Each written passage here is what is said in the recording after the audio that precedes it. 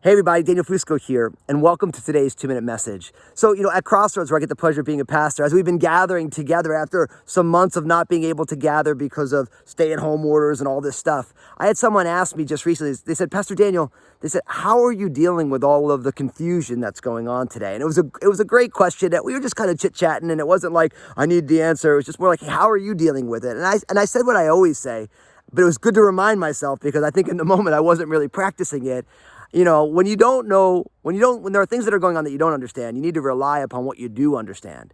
And one of the things that I've said it on these 2-minute message thousands of times, I'm going to keep saying it because it doesn't get any less true, is that one, life is messy, and two, Jesus is real. And so when things are confusing, I'm like, oh yeah, life is messy. Life is confusing. Life doesn't exactly work the way that I want it to all the time. So that's normal, right? So life is always messy, but it's not only that life is messy, but in the midst of the mess, Jesus is real. I've heard it also said this way, that life is hard and God is good, but don't ever confuse the two. It's the same idea, because sometimes if we forget that life is hard or life is messy, we start to think, oh, God is hard or Jesus isn't real. But the reality is God has a tremendous ability to not only meet us in the midst of the messes of life or in the hard things, but also to transform them and redeem them so that he can get his will done, not only in my life and in my heart, but through my life and into the world. And so listen, when things are confusing, never forget, life is confusing, life's messy, but Jesus is real and he's at work in the midst of this.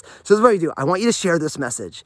And in the comment section, I want you to talk about how God is revealing himself to you in very fresh ways in the midst of circumstances or situations that you don't really enjoy or that are super confusing or that are hard, because God is leveraging those situations to bring a deeper revelation of who he is to you so that we can rejoice together in how he's working. God bless you today.